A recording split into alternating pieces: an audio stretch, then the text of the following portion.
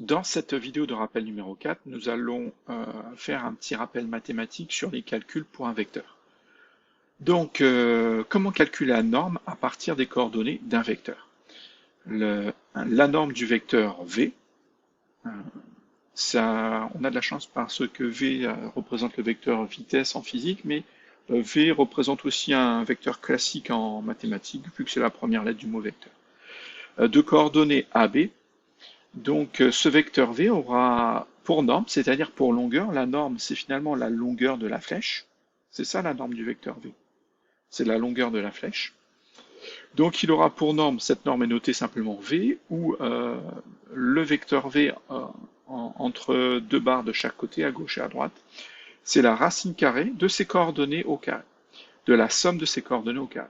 Donc vu qu'il a un abscisse A et une ordonnée B, eh bien, ça va être A racine carrée de A au carré plus B au carré.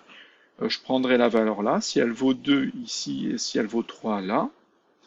Alors j'aurai racine carrée de 2 au carré, ça fait 4, plus 3 au carré, ça fait 9. Donc ça fait 4 plus 9, ça fait 13. Donc ça serait racine carrée de 13, je ne vais pas vous le faire de tête, mais j'aurai la longueur du vecteur vitesse. Et là, vous voyez que qu'est-ce qu'on a utilisé? On a utilisé simplement le théorème de Pythagore, c'est-à-dire V au carré est égal à A au carré plus B au carré. Avec V, la longueur de ma flèche, qui est l'hypoténuse. C'est juste ça. Donc finalement, je travaille ici dans un triangle rectangle. Donc, voilà comment on retrouve donc cette formule. Donc ça veut dire que je peux calculer à tout moment les coordonnées, pardon, la norme du vecteur connaissant ses coordonnées. Et je peux aussi calculer les coordonnées à partir de la norme. Ça va être dans le sens inverse. C'est-à-dire si je connais V, la norme du vecteur, je vais pouvoir calculer A et je vais pouvoir calculer B, ses coordonnées, AB. Donc, comment on va faire? Cette fois-ci, toujours dans notre triangle rectangle, on va utiliser la trigonométrie, c'est-à-dire on va utiliser un des angles. Généralement, en physique, l'un des angles sera connu. On vous dira, hop, on lance un objet avec une vitesse initiale V, formant un angle de 20 degrés, 30 degrés, 40 degrés, 50 degrés par rapport à l'horizontale.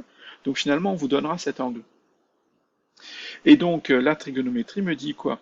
Que le cosinus de cet angle, le cosinus θ, c'est le côté adjacent, donc la longueur A, divisé par l'hypoténuse, la longueur V.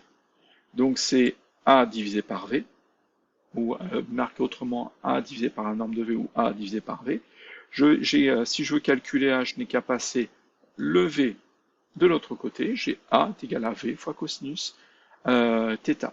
Donc si je connais cet angle, si je connais la norme du vecteur, je pourrais calculer son abscisse. Et même chose si je veux calculer son ordonnée. Cette fois-ci, je vais utiliser le côté opposé et l'hypoténuse. Et bien, le côté opposé, c'est l'ordonnée, c'est B. Donc c'est le sinus, qui est égal au côté opposé divisé par l'hypoténuse. Donc le sinus de cet angle θ, c'est l'ordonnée divisée par la norme du vecteur, c'est donc l'ordonnée divisée par V. Je passe le V de l'autre côté, et j'obtiens B, donc l'ordonnée du vecteur est égale à V, la norme du vecteur multipliée par sinus θ. Donc je peux calculer la norme, la longueur du vecteur connaissant ses coordonnées, ou je peux calculer les coordonnées A et B connaissant la norme et l'angle existant. Et si cet angle vaut 0, ça va me faciliter énormément la tâche. Si cet angle vaut 0, et bien en fait sinus 0, ça vaut 0, donc son ordonnée vaudra 0, et cosinus 0, ça vaut 1, donc son abscisse vaudra finalement le vecteur, la longueur du vecteur V, sa norme. Donc il n'y a pas de souci.